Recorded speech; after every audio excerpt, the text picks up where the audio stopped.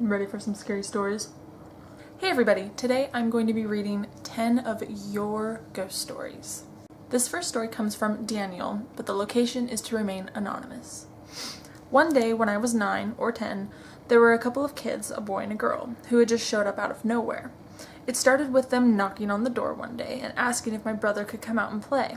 Then, at one point, it expanded to asking if I could come out and play. We hadn't told them our names, and yet they knew. There'd be hide and seek, tag, ring around the rosy, and dolls, and as well as a tea party. We never went outside though. Every day, for somewhere around a month, they'd come to the door and ask for us to come out and play.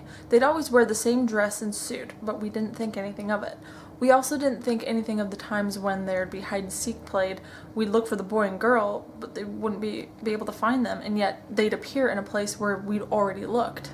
It was nice having someone to play with, and at one point, the girl gave me her doll. It was something I really liked. Recently, I was looking around and found a picture of the children, which can be found at, and they gave me this link. There's a picture of the boy and the girl. And a picture of the doll, which can be found, let's see. So here's the doll, if you can see the doll. At that point in time, I broke things off with them. I had seen the two children trying to lock my brother in a laundry type room. Before that, I found him locked in the room and had gotten him out, and I remembered them trying to lock me up too, but had realized what they were trying to do and stopped it, but hadn't known how it happened until then. Since I'd seen that, I told them that my brother couldn't play with them anymore. They had come to the door a few times after that, but we never went out to play with them again. They also disappeared as mysteriously as they appeared. This next story comes from Serena, located in Kentucky. This was my first paranormal event that has ever happened to me. I was maybe about 6 to 7 years old when this happened. I spent the night over at my aunt's apartment. I got into her closet when I found a Ouija board. At the time, I was still very young, so I didn't know what it was. I then pulled it out and I started to ask if it was day or night, because there was a moon and a sun, of course. I don't remember it moving or anything. My aunt came over and took it away and said, "You shouldn't play with this, it's not a toy." Later that night, I was in the living room when the TV turned off. I remember hearing my baby cousin cry, and then the keys flew off the table and banged against the wall, as if someone threw them. I don't remember anything else happening. I started to scream and cry, of course, but now when I think about it, I'm not really scared of what happened. But I was still very young, and I had no idea how I even remember this. This next story comes from Nick, located in Washington. My first paranormal encounter was when I went into my bedroom to take a nap or to get some sleep around noon or evening. I can't honestly remember, seeing how it was 2 or 3 years ago. My bedroom is easily visible just from entering the house. You look straight ahead and you'll see my door. I had an old hospital bed, my headphones on, and nothing seemed strange, till I laid down for a few minutes. I felt my head lifting on its own, and a weird moaning, groaning noise coming out of my mouth. I put my right hand over my mouth, and the noise stopped. My right leg was hanging off the side of the bed, and I felt a hand quickly, but pretty much instantly, lift and drop it. I jumped, looked around, and noticed that there was nobody else in my room or in the house. To this day, I hate my room and have to deal with it, even though it scares me half to death in the late hours of the night. This next story comes from Ashley, located near Seattle, Washington. Everyone in my family is a sensitive. My family consisting of my mom, my 3 sisters, my brother, and I being the only one in high school who had to walk to my school alone. It wasn't too far of a walk, but it was dark. I've had paranoia since I was little, along with anxiety and a fear of what is in the complete darkness. We had been experiencing some odd things in our home at the time, such as a ceiling crawler. That sounded creepy. An entity that wanted my sister, little kids, and ghosts. A woman in a white dress who hung herself in the neighbor's tree, and these dreams of past lives. While on my way to school, I was walking with the light of the street lamps and the morning stars. The sun hadn't started rising at the time, and as I walked past this one particular house, I could see a figure falling from the 2nd story and smacking to the ground. This happens about 7 times a minute. After I passed that house, I could hear voices behind me. When I would turn around, there was no one. I went into a slight panic attack. I hurried to school and was completely fine. My friends are also sensitives. My best friend was experiencing past life dreams. So during this particular day that shadow figure began following me, I went to class like normal. I had 4th period math and was excited to leave. As I was making my way up the stairs to get to the lunchroom, I felt a hand grab my ankle. I fell in front of a lot of people as well as as we all went up the stairs. I accidentally grabbed someone as I was falling forward. I apologized for grabbing her, got up, and continued to lunch. I wanted to tell my friend because she would actually believe me. I grabbed lunch and then went to the school parking lot. I waited at my friend's car like we always did. All my friends started gathering in the parking lot and we were chatting and having fun. My best friend was the last one to arrive. I began talking to her, but she wasn't really paying attention. She had been experiencing other things. At this time, about 5 bees appeared out of thin air. I know they don't just appear out of nowhere, but these ones did. Almost all of our friends began freaking out. I was telling them to stop freaking out, that they were just bees. I stood there talking, and when I stopped, a bee landed on my hand. I am not afraid of bees, but when this bee touched me, I began crying in hysterical panic. My friends calmed me down, and when I got home, I told my mom what happened. She told me that those weren't bees at all. She said they were most likely spirits in the form of bees that were in pain from the life before. These days, I try to keep an eye out for the bees that just randomly appear. This next story comes from Timothy, located in Texas. This occurrence happened several years ago in my home when I was around the age of 16. Now, I just want it to be known that I've never experienced anything like this in my life, nor do I ever want to, of course.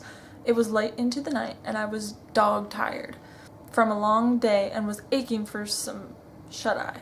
I ended up falling asleep on a sofa in the living room of mine that night. Apparently, because of how tired I was, I'd slept on the sofas in my living room then on a countless number of times, so this wasn't too unusual for me to do.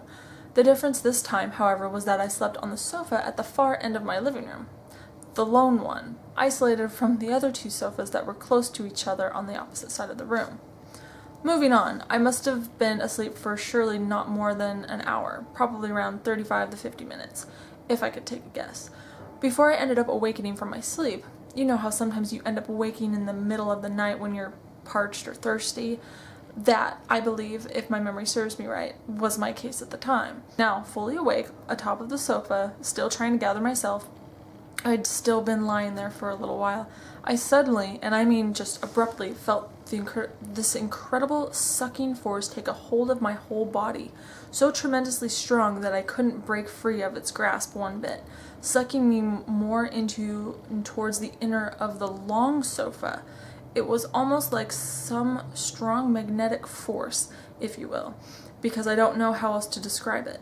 It wasn't hurting me, wasn't causing me pain, but sure a heaping hell of a lot of panic and fear down to the bone because it's unrelenting grip of my body. I thought this was some demon or something messing with me, and so I prayed hard and loud all during that time. Miraculously, like almost that awful thing's grip was weakening more and more as I continued on in prayer. Eventually, it let me go completely, and I was thoroughly and utterly distraught. I even ran to my parents' room and spoke to them about what happened, explaining the whole thing. All that time while explaining to my folks, I was shivering, shaking, jolting. My whole body was shivering uncontrollably, not out of being cold, but out of, I guess, pure fear and shock. The shaking eventually subsided, but it took about an hour or so. I still strongly feel that the monstrously strong force that was sucking me in during the 25 to 30 seconds of terror was something evil or malicious. I just know it down to my bones. Ever since that day, I made sure to never sleep on that sofa again. It never happened again, and I'm glad. This next story comes from someone who would like to remain anonymous, but the location is San Diego, California. The reason why I'm telling this story is because I want answers. I have Googled my experience, but I haven't read or heard anything similar to what happened to me. So I would like to see if any of your followers know what this is or what it means, if it's good or bad, or have had an experience similar to mine. About 5 years ago, when I was at the age of 14, I went downstairs from my apartment to call my sister to come home since she was playing outside. When I got to the last step, I heard someone call my name, so I turned around but saw nothing. When I turned back around to call my sister, I suddenly saw a white figure that took the form of a child, a boy to be more specific. At that point, I could only focus on the figure and nothing else. As I stared at the figure seemed to be hiding behind the other apartment complex, and after a few seconds of staring at the figure, he suddenly runs from building to building like a flash hand disappears. This event happened again twice, the second being a white figure with the form of an old man, and the third and last being a black figure like a shadow of a man. I haven't heard anyone having the same experience, so I would like to see if any of your followers have experienced the same thing as me. This next story comes from Aquila, located in the UK. This paranormal experience happened when I was around 13 or 14 years old. It was late, around 1 a.m. when I woke up because I felt the far right corner of my bed go down as if someone sat on it. I looked to see a shadow of what looked like a woman sitting on my bed. I pulled my blanket over my face. I could feel her staring at me, but I eventually fell back asleep. One night, around the same time, instead of seeing her sitting on the edge of my bed, she was under it. I didn't know she was there until I felt something playing with my hair while I was looking down. I saw the shadow woman with her hand going through my hair. I got so scared and screamed, causing my mom to rush in. She turned the lights on. I looked down to see the woman gone. In tears, I told my mom what had been happening, and she stayed the night with me. I didn't see the shadow woman again for a few months until one night when I was asleep, I felt someone choking me. Not able to open my eyes or move, I had to wait for it to be over. It ended when I felt whatever choking me shove what felt like a tablet down my throat. Once I could move, I went to the back room to check my mouth, trying to cough up whatever was inside me, but I couldn't. I didn't feel myself swallow it. I ran downstairs to my mom to tell her what happened. We decided it was the shadow woman. I ended up sleeping downstairs. That was the last time I ever saw her, but a month or so later, I got seriously ill. I had to stay in a hospital for a month or so, as doctors couldn't find out what was wrong with me until my mom got a priest to cleanse me and the house. This next story comes from Rachel, located in Ohio. This happened about 6 months ago after me and my family moved into the house we are currently in now. Me and my sister share a room, and my mom and stepdad, their room, and my brother was down in the basement. After about a month, my sister moved down into the basement and I had the room all to myself. And after about 3 days, things would start to disappear and I would always find them in the closet. After about a week of this happening, I started to hear creaking outside my door, but I didn't think anything of it at the time. A few days later, I was up around 3 o'clock in the morning because I couldn't sleep and I heard scratching from inside of my closet, and I got up to check it and there was nothing. The next night, I fell asleep around 11, and I woke up from a dead sleep to something standing at the end of my bed, and it was a tall, dark figure that appeared to be a man, and the only thing that I could see was its hands, and it had long, dark fingernails, and its hands were burnt. Till this day, I still have the occurrences, and I haven't told anyone. So this next story comes from someone who would like to remain anonymous, but the location is Lithuania. When I was little, I was so interested in paranormal stuff. One day, me and my older brother were playing. He got a call, so he left the house. I was left alone. At this time, the room was empty because we were painting it, so the echo was loud. I was playing with cards and I dropped one and yelled, "Shit." And the echo suddenly wasn't that word at all. It was, "Oh, did you?" And the door shut loudly. I was so scared I ran to my brother, and even to this day, he doesn't believe me, and doesn't believe other paranormal stuff that has happened. This next story comes from Sandra, located in Sweden. So, me and my boyfriend had decided to move into an apartment together. About a month before we could move in, something happened in the apartment I was living in. Every night for a month, when I was about to go to sleep, I saw a woman in her 30s. I also saw her kids, a boy and a girl. They were around 10 or 12. It looked like they came from the Victorian era. The mother was wearing a black dress and a veil in front of her face, as if she was grieving. The kids were wearing typical clothes from the Victorian era. They never said or did anything. I just stood there on the floor in my bedroom every night for a month until I was able to move out. This next story comes from Helena, located in Germany. This happened when I was about 7 years old. I was visiting my grandmother and my mother died that year. When I was going to sleep, I saw a figure of a woman staring at me. I ran to my grandmother's room and she told me it was my mother because I remember seeing the woman having dark brown eyes and long blonde hair. That was what my mother looked like. She told me not to worry because my mother was trying to protect me. This next story comes from Danielle, located in Minnesota. My sister and I share a bedroom that I've always been uncomfortable in. One particular night, my family and I were all downstairs in the living room. We were watching TV when suddenly we hear a gigantic crash coming from upstairs around the area of my room.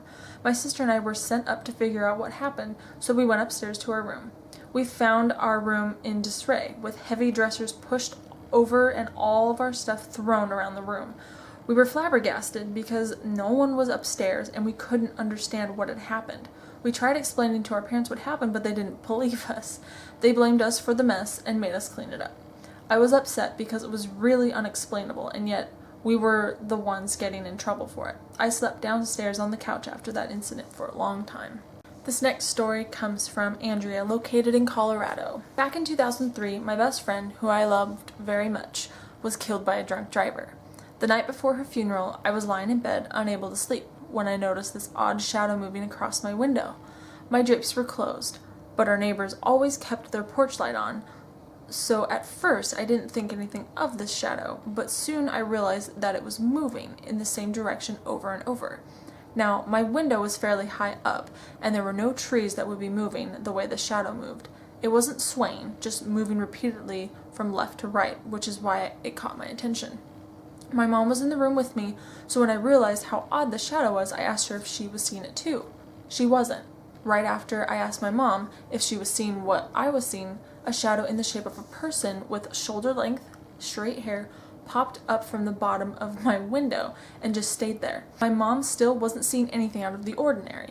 I freaked out, turned on my light, and did not sleep the rest of the night. I now believe that the shadow was my friend, coming to say goodbye and that she's okay. I've always regretted not getting up to open the drapes that night. This last story comes from Ashley, located in New Jersey. I have always had weird paranormal things happen to me, even when I was little. Ever since I moved into my boyfriend's apartment, weird things always happen, like odd bumps in the night or weird noises when no one is home, but I kind of brush them off because I'm used to it.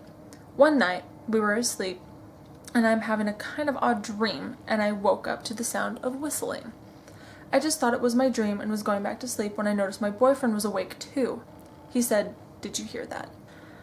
I was thinking he was talking in his sleep because he does that often, and usually I just say, "You're dreaming, go back to bed." But that's when he said, "I hear whistling." I'm freaking out at this point. To make matters worse, the dog started barking at nothing. Our door is always closed and he usually sleeps through the night. My dog walked over to our full-length mirror and started barking and growling. Then my boyfriend said, "Who is that?" And for a split second, I saw something, a dark shadow figure in the mirror. But in an instant, it was gone and my dog went back to his bed. The next morning, my boyfriend remembered nothing. I thought he was messing with me to scare me, but to this day, he swears he doesn't know what I'm talking about. That's it for now. If you enjoyed this video, thumbs it up, comment down below, let me know what you think of these stories, which one's your favorite, and if you would like to submit your ghost story, please follow the directions down below in the description.